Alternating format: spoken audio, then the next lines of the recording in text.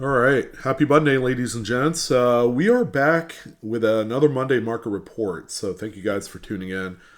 For the week ending October 26th, 2025, if this is your first time here, first of all, welcome. We generally talk about some of the more relevant, newsworthy, modern graded coins to have sold here in the last 7 days.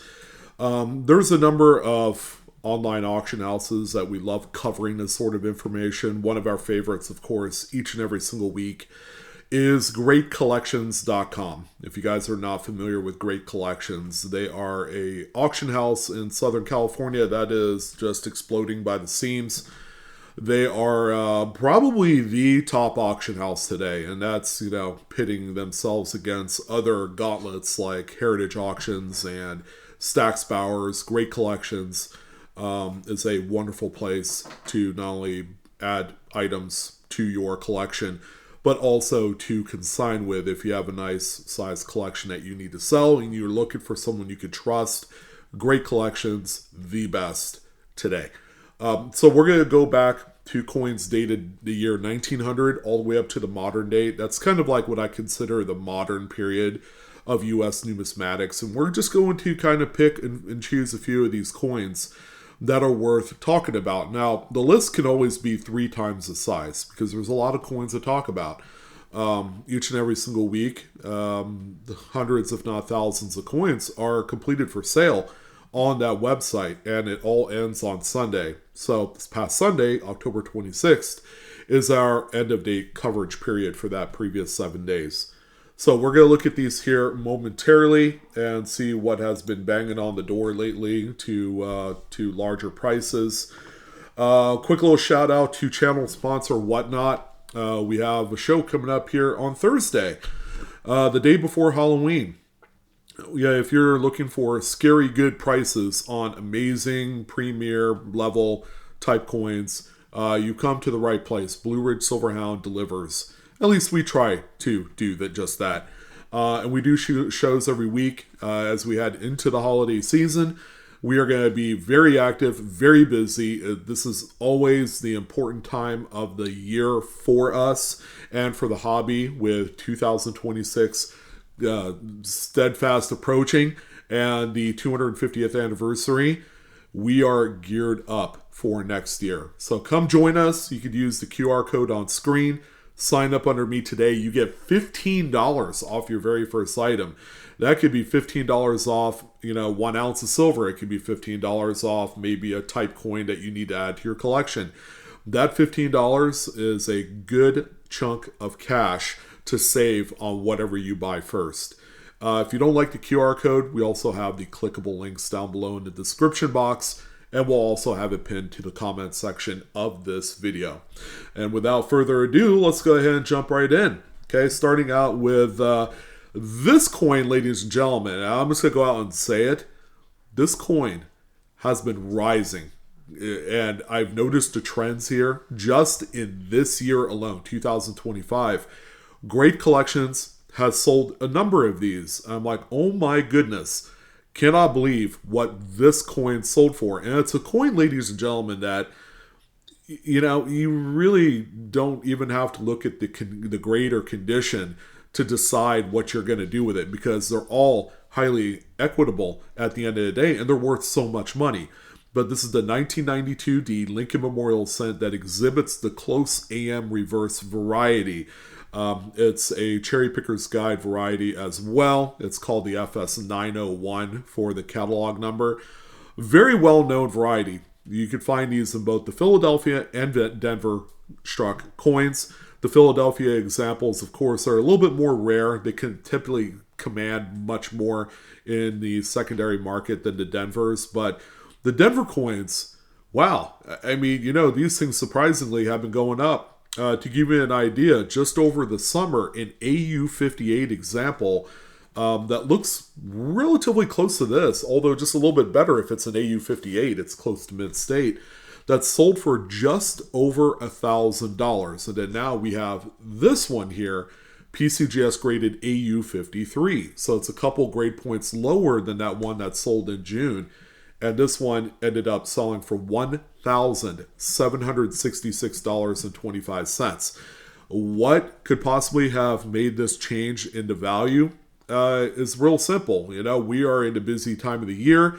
There's a whole lot of buzz of the Lincoln Cent going away after 2026, which is kind of just really just fueling the fire for a lot of the most recognizable varieties, because these could all get lost over the course of the next 5 years. While there's billions upon trillions of Lincoln Cents still in circulation today, regardless if they were going to stop the program or not, you know, due to costs, there's still a lot of inventory out there. But, you know, if the Fed Reserve and the local banks have their way, some of these coins will get lost. You know, the banks will hold on to them. They're going to get sent back to the Fed Reserve, you know, kind of like what they did up in Canada for a little while. So, you know, there again, you know, people are kind of scared straight at the fact that, you know, some of these varieties will be much harder to obtain, let alone find out there in circulation. So that might fuel a little bit of why the values have been going up. There was also a Mid-State 61 that sold for, I think, like $1,500. That's sold in May on Great Collections. So that's an even better grade yet. And it still didn't even get to what this one sold for here over the weekend. Kind of interesting, something to keep an eye out on. And if you're looking to add any of the big varieties, I would say make the move now, because you never know what it's going to be like next year and beyond. The next one that we have here is the 1979's. This is the Type 1 mint mark. It's kind of like a blob mint mark, not really defined all that well. But this particular one right here is a perfect proof 70 red with deep cameo devices on there. Nice frosty devices offset by that just really slick ice black fields that we're seeing on this one. That's kind of like the best combination of what makes this coin so great. And it is a perfect 70. You know, can't go wrong there. This one, by the way, is selling for $2,362.50. Here's another proof coin. It's on the list for a different reason. This is a 1971's Lincoln Memorial Cent with a doubled die obverse variety. It's the FS101. And again, another cherry picker's guide variety.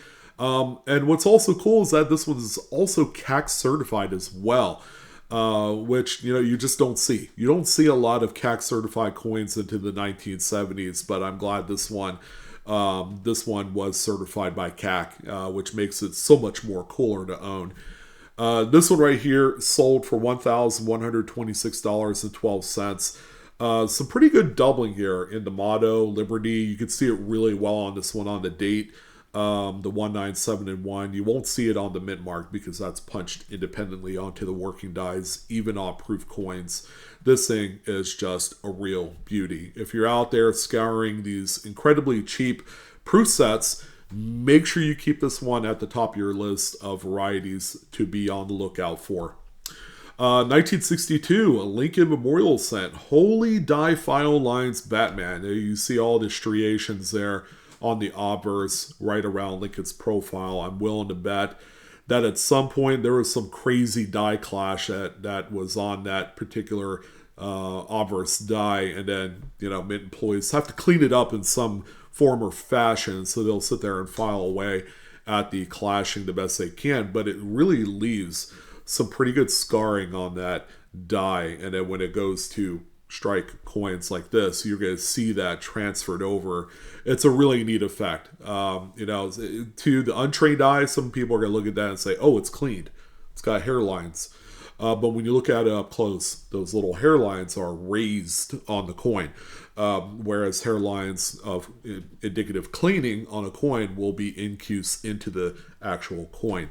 So this one right here is a beautiful Mid-State 67 plus red, a very, very important grade for registry set owners of Lincoln Cents. This one, by the way, selling for $2,812.50. Next one that we have here, actually a coin that was consigned by a good friend of ours, Coins Ghouls, Adam Chambers. is continually doing his thing, and with great success. He found another top grade 1957 Lincoln Wheat Cent. This one coming in PCGS Mid-State 67 red, which, that's a great grade. That's going to appeal to a lot of registry set folks in the Lincoln scene. And this one, congratulations, Adam, ended up selling for $1,238.62. Nice little payday there for Mr. Ghouls. 1956, Lincoln Wheat Cent, Proofs, getting a little bit of love here this week. So just so we're clear, 1956 is kind of like that last date of affordable proof sets. All right, 1955 gets very expensive because of lower mintage. 1956, still somewhat desirable and very attainable for right around 50 to 60 bucks if you're trying to look for this proof set. Now, all the more reason to be a little bit selective in the proof sets that you do buy. Check out for coins that exhibit just amazing frosting, which is kind of a scarce attribute for proof sets during the 50s. Quality was not all there, and back in the day, they sandblasted those devices to create the frosting. So you can imagine after a few hundred strikes, that frosting will flatten out to where it's non-existent. So being one of the first strikes after a, kind of like a die retooling phase or a fresh set of dies is what really will matter the most. This one is a Proof 68 red, deep cameo, nice, huge, great grade for the date. This one, by the way, a big sale at $5,906.25. And it just goes to show you, being a top pop full red example sometimes doesn't matter. All right. This is a beautifully toned 1954D Lincoln Wheat Cent. And very rarely do we talk about just incredible toning on wheat cents or memorials. They just don't pop up on the secondary market as much as we want. But it has to all be there to justify a big sale above $1,000, which is one of our main criteria when we're adding coins to the Monday Market Report each and every single week. So this one right here, graded out, Mid-State 66 plus brown. If it wasn't for the toning, we'd be looking at a coin that is worth roughly about 25 bucks. Really, not a whole lot to write home to mother about here, but the toning makes this one a just extraordinary piece for collectors of this type of occurrence. This one right here, by the way, so you better sit down for this one, selling for $3,111.75.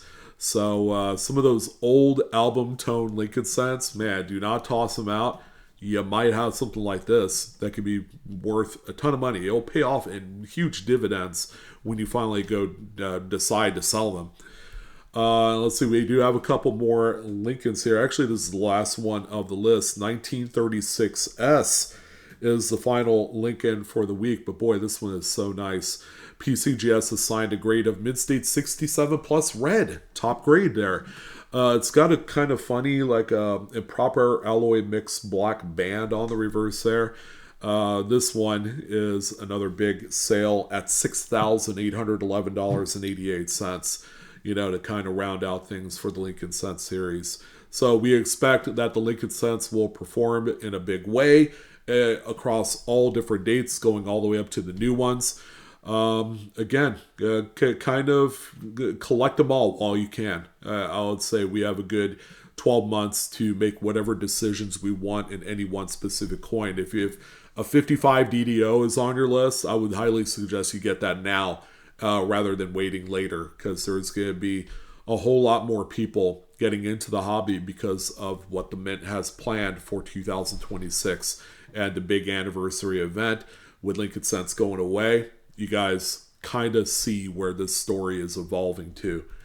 All right, now we're going to jump into the nickels. Nickels actually weren't too bad. 1966, the first one up here. Again, might I remind you guys, this is one of those infamous years where it's special mint sets only, which means that there weren't actual mint sets of business strike coins that we could pull from if we needed to say add a coin to an album, or if we see some that is very well struck and clean that we send off for grading in the hopes of something really nice. So the chance isn't as readily available to a lot of folks to get a 65 to 67 coin in beautiful shape. This one right here is not full steps, but it gets extra brownie points for it being a high grade regardless. Mid-State 67 in this one is no joke, considering that the quality wasn't all that great to begin with, from the quality of the planchets before they were even struck to whatever happened after the fact. You could look and say, yeah, the Mint just really didn't try hard enough, quality wise, and the die prep and all that stuff. There was a lot of variables that went into why these things were not the best looking coins through the 60s. This one right here, by the way, is selling for $1,189.20. So not too bad for it being a non-full steps coin. 45S, we all love and enjoy our Silver War era of nickels. It's like a nice 4-year span there. Very collectible, kind of like for the same reason that the 43 steel cents are a thing. The kind of off metal type compositions are really what's pulling people in. The general interest of the World War II coinage has never been better. And, we look at coins like this and say, yep, this is one of the contributing factors to why it's so hot. Mid-State 67 plus, 5 full steps, NGC graded this time around, and this one sold for $1,744.88. A few Buffaloes in the mix as well. Nothing like a premier graded 1937, right? It's the most vanilla coin and date that you could possibly ever imagine. However, Mid-State 68 is what makes this one extra special. This one fetching bids all the way up to $4,191.75. This series will never go out of style. 1926 Philly, also another somewhat vanilla date. In spite of its mid-20s aura to it, we associate 1920s coinage with just being some of the most workhorsiest of coins. I know that's not a term, but these coins were not made and kept in pristine condition. This one right here coming back Mid-State 67 through PCGS, and it's sold for $1,462.50. So not the top grade, a nice secondary tier with some original appeal to it. I like this coin a lot. And you guys will love this one. This was actually pretty cool. 1901 Liberty V Nickel Proof. Look at that reverse toning on there. Quite nice. But what also makes this one pretty special is it's in a very scarce old vintage black NGC core holder. Going way back into like the late 80s, man. This was more of a pipe dream than like a regular rotation kind of holder, that's for sure. This one, Proof 66, which, for a proof grade of this date, it's not all that in a bag of chips. It would have to be like Proof 68 for it to be like this big monster. It is CAC certified as well, but mostly because of the NGC holder itself is really what put all the value in this one. Selling for $11,812.50 is a pretty big one there. We also have this 1944D Mercury dime. So we're on to dimes. You'll notice an omission of Roosevelts. They were non-existent this week. But we do have a couple Mercuries. 44D, kind of like the common run-of-the-mill date here. It's got some nice originality to it with some of that yellow and gold tone. A little bit of crustiness on the reverse there. Cannot argue with the grade. I was looking all over the place on this one to justify a lower grade. I just couldn't find it. It's clean. This thing is really clean, like squeaky clean. Mid-State 68 full bands, CAC certified as well, so they agreed with it. $1,552.50 was the finalized price on that one. 35S, kind of an interesting holder here. PCGS has a what they call Grand Cru label. I don't know what that is, but yeah, it's different. I don't know. I really don't know what Grand Cru is, but A little bit tougher date, nothing too crazy here. 35D in the mid-state 67 full bands coin there. Just an overall nice blast white. It's got maybe just a little hint of skin on there. It just developed over years, I guess, of being in a roll or an album or something like that. $2,046.38 was the final hammer on that one. 31D, a little bit tougher date here. Keeping in mind that the 31 series of Mercuries, enjoy a much lower mintage, but are kind of sleepers in a way. Only because, for a few other dates like the 21 and the 16D, the 31 is kind of like looking on the outside, and just, it's unfortunate, but these will perform and they will go up eventually.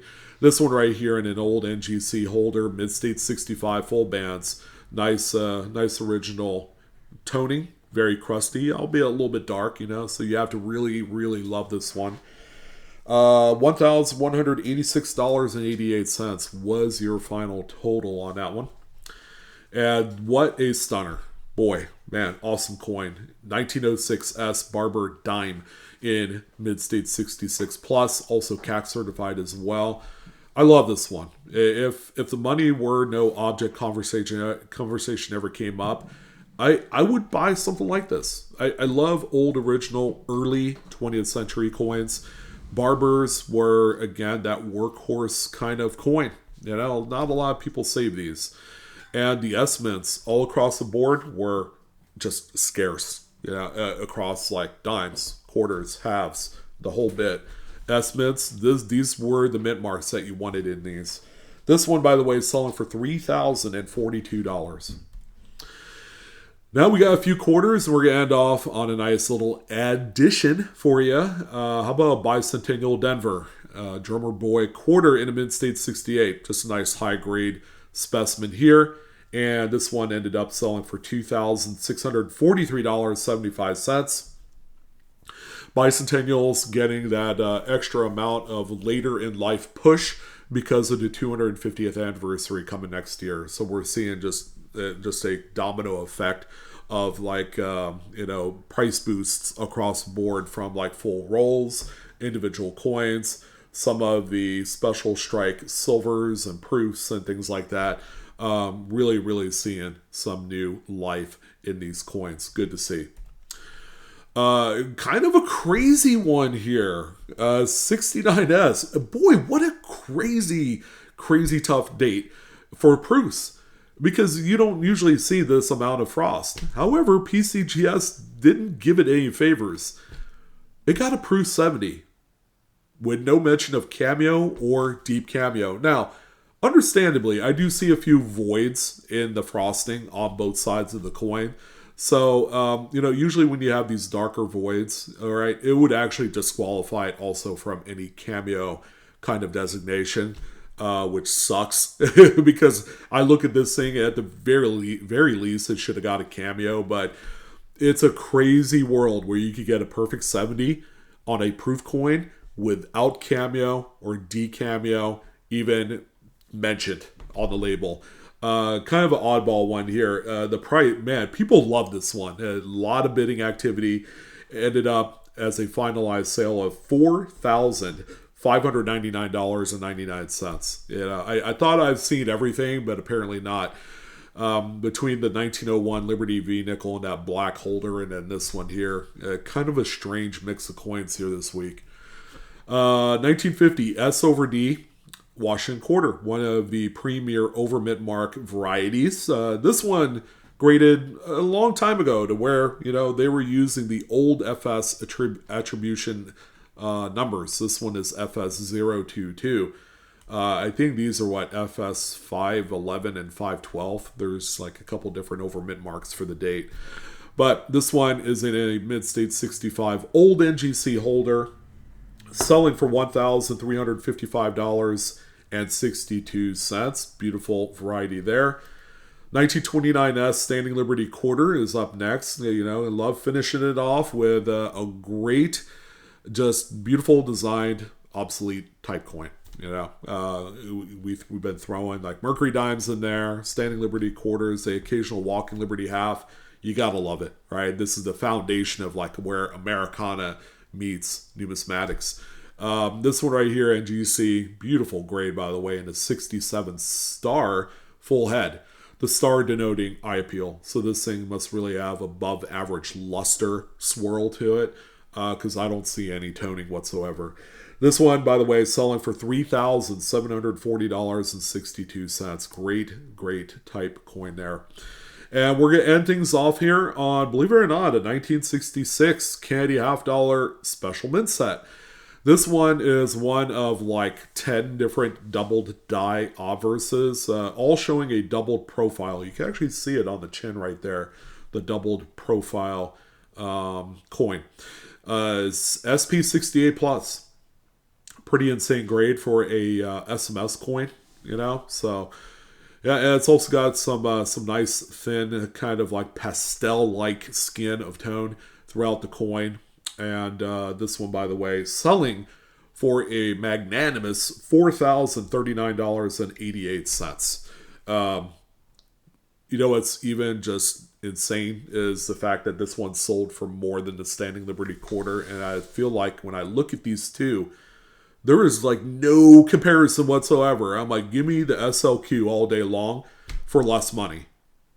Kind of crazy, right? And that's a 67 star full head. I mean, what? Well, that kind of wraps it up for today. Info in this video is for educational use only, not financial advice. Please keep that in mind. Thank you guys so much for tuning in. I'm your host, Sean, with Blue Ridge Silverhound. It's always a pleasure to catch up on the market with you. Ladies and gents, you guys have a wonderful day. Enjoy this hobby that we're in right now. It's a great community and a great way to bond with your fellow peeps on something that we all love. All right. So I'm out of here. You guys take care. Have a good one, and I will see you next time.